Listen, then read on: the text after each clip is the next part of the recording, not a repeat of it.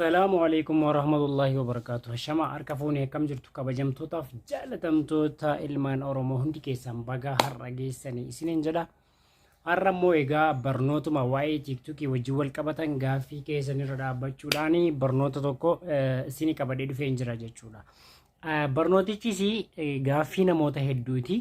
Keessattuu namoota biyya keessa jiran illee rakkisaa. Namoonni biyya alaa jiranis illee namoonni tokko tokko gaaffii itti ta'a jechuudha. Mee gaaffii sunis maal seetanii akkamittiin giiftii kennuu dandeenya? Akkamittiin bitachuu dandeenya? Akkamittiin immoo giiftii nuu kenname jijjiirrachuu dandeenya? Itoophiyaa keessa teenye immoo akkamitti giiftii namaaf kennuu dandeenya kan jedhu ture gaaffiin keessanii. Kanaaf mee sana isinii qabadhee dhufee jira, isin viidiyoo kana hordofaadha. Giiftii kennuun kuni amma tokko fooloo keenya hin dabala namni giiftara yeroo ammaa kan namni fooloo taasisu inni biraan immoo viidiyoo bareedaa hojjechuudhaan hojii qabatamaa tokko qabannee dhufuudhaan hojii wal fakkaataa tokko hojii nama biratti fudhatama qabu tokko irra deddeebinee hojjenne fooloon keenya takkatu guddachuu danda'a.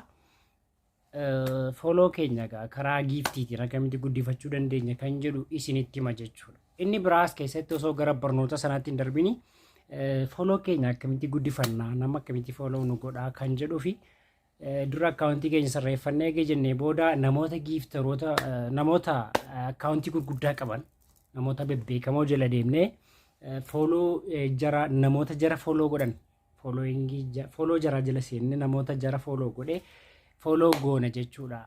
Hedduu namoota fooloo goonee kaane sana booddee daqiiqa 30 booda namoota fedha keenya malee fooloo goone waan ta'eef akkaawuntiin keenya kan guunneef namoota sila fooloo goone daqiiqa 30 booda irraa deebisna.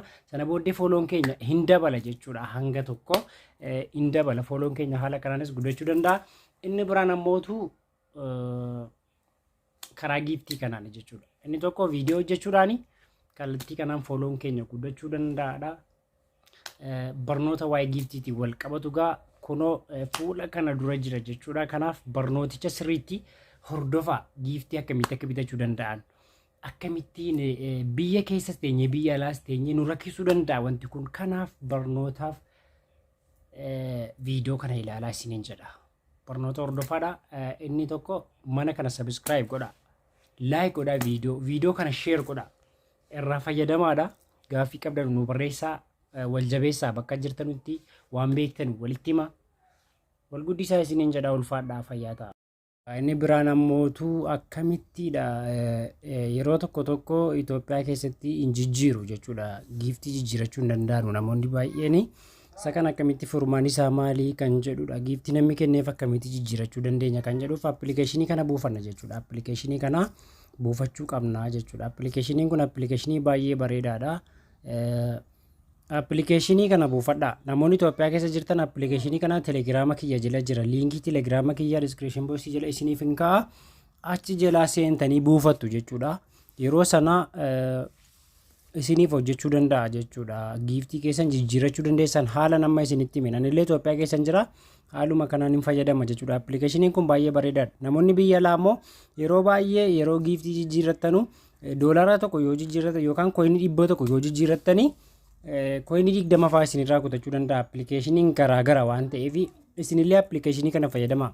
Yeroo appilikeeshinii kana buufattanii fayyadamtan riijinii jijjiiraa. Riijinii Azerbaajaan irra kaa'attu jechuudha. Azerbaajaan irra kaa'attanii biyya jechuudha. Sana booddee appilikeeshiniin kun akka ajaa'ibaatti isin hojjeta. Liivii isin gashaa, gastiira isin baasa, waa hunda isin tajaajila jechuudha. Kanaaf telegiraamii kana jalaa buufadhaa isiniin jedha. Gaaffii biraa yoo qabaattan immoo nu barreessaa. Gaaffii biraa yoo qabaattan nu barreessaa. Gaaffii nu gaafadhaa. Yaada nu kennaa. Nu jajjabeessaa. Tole egaa kunoo walitti deebinee jirra. Barnoota barattaniittu yookaan isinii galeera jedhee yaada jechuudha. Hunda keessaniif akka galu abdii guddaa isinirraa qaba. Kanaaf hundi keessan barnooticha sirriitti hubadhaa, itti fayyadamaa isiniin jedha. Waa'een giiftii kana fakkaata jechuudha. Giiftii haala kanaan bitannaa, haala kanaan nama kennina, haala kanaan jijjiirranna jechuudha. Haala kanaan jijjiirrachuu dandeenya. Kanaaf gaaffii qabdanu kamiyyuu maaliyyuu haa ta'u na gaafadhaa. Koomentii jalatti naa barreessaa. Waan hin beekurraa isiniif ibsuuf ani qophiidha jechuudha. Kanaaf akkaawuntii kiyya subscribe godha. Appilikeeshinii TikTokii sana immoo yoo barbaaddan telegiraamii kiyya jala isinii kaa'een jira. Liinkii telegiraamaa immoo asuma jala isinii kaa'a. As jalaa fudhattanii deemtanii maal gootu jechuudha. Telegiraama kiyya jala appilikeeshinii sana buufattanii Azerbaijaan irra kaa'attanii sana booddee itti fayyadamuu dandeessan jechuudha. Akka ajaa'ibaatti isin qarqaaraa.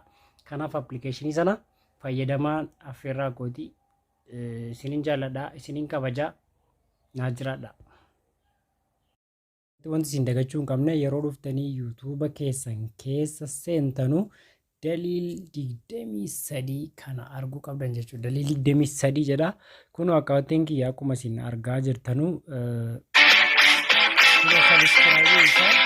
sabiskiraayibiin isaa reef jechuudha. Reef kun 700 fi 51 irra jira. Kanaaf hundi keessanuyyuu ishee kana mallattoo sabiskiraayibii ishee kana tuqaatii sabiskiraayib godhaatii nootifikeeshinii oolii kanarra ka'aatii viidiyoon isinii gadhiise hundumayyuu ilaalaa isiniin jedhama. Fakkeenyaaf viidiyoon amma dubbataa jiru kuni viidiyoo waa'ee tiiktokiiti jechuudha. Kanaan dura kan isiniif gadhiise akkamitti akkaawuntii keessa sirreeffachuu qabna kan jedhu kana jechuudha. Kanaaf as seentanii sabiskiraayib gochuu hin dagatinaadha. Inni biraa kun viidiyoo walaloolee garaagaraa walaloowwan wantoota isin barsiisanu isin bashannansiisanu as keessatti isiniif kaa'een jira jechuudha. Gara fuulduraattis waan hedduu isiniif hojjechuuf qophiidha. Kanaaf daliil 23 seenaatii sabiskiraayib godhaa, maatii ta'aa waan hin hojjedhu irratti na jabeessaa isiniin jedha. Sabiskiraayib godhaatii maatii naaf ta'aadha. Qaqqaaliiwwan ilmaan Oromoo hundi keessan wal haa guddisnu, wal haa jabeessinu, na jabeessaadha. Galatoomaa kun kiyya jechuudha. Reefin jalqaba. Kanaaf sabiskiraayib godhaa isiniin jedha. Qaqqaaliiwwan keenya isiniin jaalladha. Galatooma ulfaadha. Thank you so much. Eegaa daawwattaniittu itti bashannantaniittu isinii galeera. Gaaffii kanaan dura isin rakkisaa ture waa'ee giiftii irratti bartaniittu moo hin barree kan jedhu isintu of gaafata jechuudha. Anillee akka isin eegalu abdii guddaa kan qaba. Isin eegaluu isaan barbaada. Yeroo biraa immoo barnoota biraa isiniif qabadhee dhufuun hawwa. Nagaa rabbi nu haa godhu. Isinillee nagaa godhee barnoota keessan kan dhageessan isin haa taasisuu hin jedha. Garuu yuutuubii kiyya sabiskiraayib gootanii naa guddisuu qabdanii. Yuutuubiin kiyyaan ballee xiqqaadha. Reefin jalqabaa. Namni nama reef jalqabu kana guddisuu hin barbaadu waan ta'eef jechuudha. Isin garuu na jabeessa. Amaleetaa gara fuula duraatti waa hedduu wajjin barana wajjin ilaalla. Waan isin rakkisu naa barreessaa. Barnoonni keenya gara fuula duraa maal akka ta'u maalirraan ilaala jechuudha. Gaaffii keessanirraa koomentii keessanirraa ilaalee maal akka ta'u waa'ee maalii akka barattan waa'ee maalii akkan isin barsiisu gara fuula duraatti koomentii isin anaaf barreessitanirraa dhaabadheetan viidiyoo bareedaa jechuudha. Viidiyoo ajaa'ibaa isinii qabadhee dhufa. Isiniif garuu gaaffiin isin gaafadhu maal seetanii barnoota moo bashannana moo aartii moo maal irratti akka isiniif hojjedhu isintu ka'a jechuudha. Ani kana hundarratti barnoota waa'ee teekinooloojii wantoota yeroo ammaa kanarratti isiniif hojjechuu nan danda'a. Aartii wantoota akka walaloo waan nama bashannansiisu irratti illee isiniif hojjechuu nan danda'a. Akkasii jechuudha. Kana keessaa maal isiniif akka ta'u isin koomentii jalatti naa barreessanii jennaani koomentii sanarra dhaabbadhee maaltu akka isinii dhufuu qabu ilaalee hojjedha jechuudha. Isin garuu maal akka ta'u qabu maal akka isinii hojjechuu qabu naa barreessaa. Maaltu isin gammachiisa fedhii keessan hundi keessanuu fedhii keessan naa barreessaadha. Yaada qabdan immoo waan sirreeffachuu qabu kana sirreeffadhu kana iddoo kanatti sirreessi jettanii naa barreessuu qabdanii. Ani immoo barreeffama keessan ilaalee dogoggora jiru sirreessee hanqina jiru bareechee kana caalatti fooyyessee viidiyoo bareedaa qabadhee isinii dhufuuf qophiidha jechuudha. Ani mucaan keessan